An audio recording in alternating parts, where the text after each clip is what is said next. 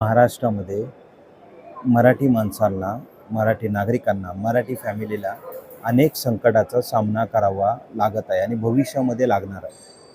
जी आजची राज जी आजची जी आपण सामाजिक परिस्थिती बघतोय, अनेक काही ना काहीतरी रोज ना रोज मराठी आणि हिंदी भाषा याच्यामध्ये काही ना काहीतरी डेली आर्ग्युमेंट होत असते. मग ही आर्ग्युमेंट असू दे, भांडणं असू दे, छोटी मोठी भांडणं असू दे, हे थांबायचं नाव घेत नाही आहे. पहिल्यांदा याही अगोदर अनेक अशा घटना महाराष्ट्रामध्ये घडलेल्या आहेत आणि आता घडत आहेत आणि भविष्यामध्ये सुद्धा घडणार आहेत आणि हे आपण टाळू शकत नाही. त्यामुळे सरकारला लवकरात लवकर याच्यावरती कायदा करणं गरजेचं आहे. त्या व्यतिरिक्त जो सरकारला मुंबईवरती, नवी मुंबई असू दे, ज्या शहरीच्या ठिकाणी ज्या सवलती आणि सुविधा दिल्या जातात त्या स्थानिक नागरिकांना मिळत आहेत, स्थानिक नागरिकांना भेटतात, स्थानिक नागरिक येतात. त्याही व्यतिरिक्त जे बाहेरच्या राज्यामधून आलेले आहेत, महाराष्ट्राच्या बाहेरच्या राज्यामधून आलेले आहेत, ते इथे राहत आहेत, रेशन कार्ड काढत आहेत, आधार कार्ड बनवत आहेत, पॅन कार्ड बनवतात, अनेक KYC त्यांचे डॉक्युमेंट बनवत आहेत. त्यामुळे महाराष्ट्राचा जो आर्थिक बोजा आहे दिवसांदिवस वाढतच जाणार आहे. मग प्रत्येक गोष्टी महाराष्ट्राचं जरी आर्थिक जरी वाढत असेल तरी किती वाढणार आहेत, परंतु आर्थिक बोजा हा वाढणारच आहे महाराष्ट्रावरती आणि त्या बोजाचा सामना शेतकऱ्यांना करावा लागणार आहे. जी भविष्यामध्ये शेतकऱ्यांच्या सुविधा असू दे, सवलती असू दे किंवा जे काही शेतकऱ्यांना द्यायला लागतं आहे ते जर आपण फक्त शहरी भागामध्ये पोचू शकलो, फक्त शहरी भागामध्ये, मग त्याच्यामध्ये अनेक समस्याचा सामना करावा लागत आहे. त्याच्यामध्ये मुख्य परिस्थिती म्हणजे अनेक ज्या सुविधा आहेत, सवलती आहेत, त्या शहरी भागामध्ये जास्त प्रमाणात दिले जात आहेत आणि मोठ्या प्रमाणात दिले जात आहेत आणि त्यामुळे जे शेतकरी आहेत, मग शेतकऱ्यांना जे मिळायला पाहिजे ते भेटत नाही आहे. शेतकऱ्यांच्या सुविधा असू दे याकडे आपलं दुर्लक्षात आहे. मग आपल्यामध्ये आर्थिक काहीतरी चिन्ह दिसत आहेत, आर्थिक बोजा वाढतोय. मग ह्या गोष्टी निर्माण होणार आहेत. कारण सगळ्यात इन्फ्रास्ट्रक्चर असू दे, सगळ्या गोष्टी असू दे, भविष्यामध्ये वाढणारच आहे. त्यामुळे आत्ताच काहीतरी सरकारला त्याच्यावरती ठोस उपाय करणं गरजेचं आहे. या ठोस उपायामध्ये प्रत्येक ठिकाणी काहीतरी पर्सेंटेज असणं गरजेचं आहे.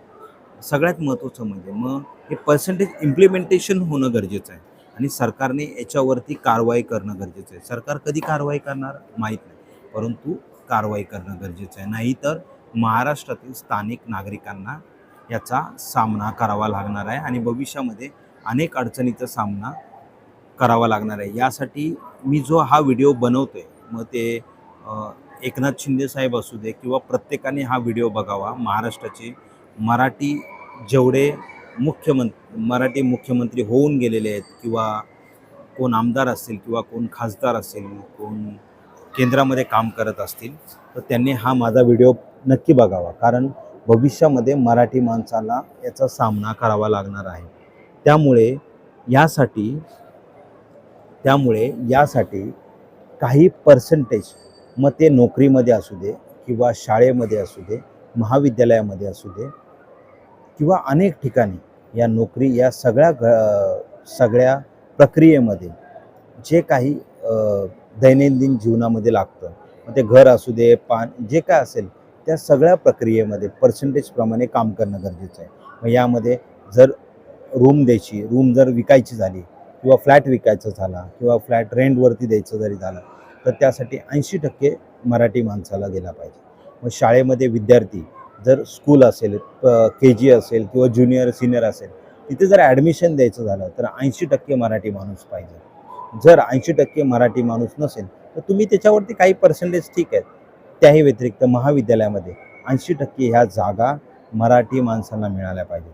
तसेच नोकरीमध्ये सुद्धा, खाजगी नोकरीमध्ये किती पर्सेंटेजप्रमाणे लोक काही करतात माहिती नाही, किती इम्प्लिमेंटेशन करतात माहिती नाही, परंतु खाजगी नोकरीमध्ये ज्या काही कंपन्या भविष्यामध्ये येणार आहेत आणि महाराष्ट्रामध्ये काम करणार आहेत, कारण भविष्यामध्ये महाराष्ट्रातील शेतकऱ्यांच्या ज्या जमिनी आहेत त्या मोठ्या प्रमाणात जाणार आहेत. त्यामुळे महाराष्ट्रातील स्थानिक नागरिकांना त्यांचा जो भाग आहे, त्याचा जो हिस्सा आहे, तो त्यांना भेटला पाहिजे. मग 80%, 85%, 90%, मी तर बोले 90% स्थानिक नागरिकांना म्हणजे मराठी माणसाला, महाराष्ट्रातील व्यक्तीला तिथे नोकऱ्या मिळणे गरजेचं आहे. त्याही व्यतिरिक्त महाराष्ट्रातील त्याही व्यतिरिक्त महाराष्ट्रामध्ये अनेक सरकारी लाभ आहेत. जे सरकारी लाभ केंद्र सरकारचे असू दे किंवा स्टेट गव्हर्नमेंटचे असू दे, त्यामध्ये सुद्धा 80 ते 85% मग शहरी भागामध्ये असू दे ते मराठी माणसांना मिळणे गरजेचं आहे. मग त्याच्या व्यतिरिक्त तुम्हाला जर झालं तर तुम्हाला ज्याला कोणाला द्यायचे ते द्या, तो विषय नाही आहे. मग त्याही व्यतिरिक्त तोही भाग त्यांना गरजेचा आहे. मग आता विषय येतो, मग कर कोण भरतं, कर कोण, ठीक आहे ना, आर्थिक तुमची रचना जी काय असेल ते, परंतु इथल्या स्थानिक नागरिकांना मिळणं गरजेचं आहे. कारण तुम्ही जरी किती जरी कमवलात तर तुम्ही ह्या महाराष्ट्राच्या भूमीमध्ये काहीतरी भूमीमध्येच असतं, जमिनीमध्येच काहीतरी असतं. त्यामुळे जमिनीमध्येच काहीतरी आपण बोलतो ना एक पद्धतीने, की जमिनीमध्ये तुम्ही किती काम करा पण तुमची जमीन किंवा हे सगळ्या गोष्टी महत्त्वाच्या असतात. त्याही पद्धतीने लक्ष्मी महत्त्वाची असते, सगळं आपण बोलतो.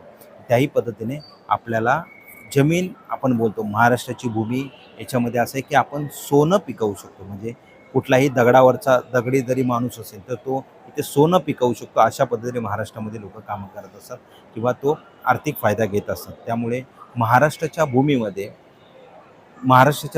80% वाटा हा स्थानिक नागरिकांचा, महाराष्ट्राच्या भूमीमधील मराठी माणसांचा पाहिजे. त्या व्यतिरिक्त त्यानंतर मग राहिलेले 15% ते 20% आहेत ते मग बाहेरचे, महाराष्ट्राच्या बाहेरून जे आलेले आहेत त्यांना आपण दिलं तरी काही नाही, काही प्रॉब्लेम नाही. जर जर त्याच्यामध्ये 100% वाटले, जर महाराष्ट्रातील मराठी माणसालाच मिळत नाही आहे तर मराठी माणूस जरी तिथे काही सामना करावा तर मराठी माणसांनाच ती जागा मिळणं गरजेचं. जर ते 100% जरी द्यायचे झाले तर त्या मराठी माणसांनाच प्रेफरन्स पाहिजे. त्यानंतर मग तुम्हाला वेगळे काय, मग ते सगळ्यामध्येच येणार. मग शिक्षक असू दे किंवा कुठलीही एज्युकेशन क्वालिटी असू दे किंवा खाजगी कंपन्यामध्ये असू दे, खाजगी कंपनीची चौकशी करणं गरजेचं आहे सरकारने. खाजगी कंपनीमध्ये शहरी भागामध्ये, मग मुंबई असू दे किंवा नवी मुंबई असू दे, रायगड असू दे, अनेक शहरी भागामध्ये महाराष्ट्राच्या अनेक जिल्ह्यामध्ये किती खाजगी कंपन्यामध्ये मराठी मुलं आहेत. 80 ते 85, 90% जो काही मराठी मराठी टक्का आहे तो किती टक्के आहे याची सुद्धा चौकशी करणं गरजेचं आहे. याची चौकशी संबंधित कलेक्टर, स्थानिक जे प्रशासकीय अधिकारी असतील आणि ते डिपार्टमेंट लेबर कमिशनर असतील किंवा मुख्यमंत्री यांनी ह्याच्यावरती कमिटी स्थापन करून त्याची चौकशी सुद्धा करणं गरजेचं आहे. जर हे आत्ता उपाय शोधला नाही तर भविष्यामध्ये त्यांची जी पुढील पिढी निर्माण होणार आहे त्यांना भविष्यामध्ये त्रास होणार आहे. त्यामुळे जे काही निर्णय घ्यायचे ते सरकारला मी विनंती करेल, मराठी आमदारांना विनंती करेल, जो काही निर्णय घ्यायचा आहे तो आत्ताच घ्या. धन्यवाद.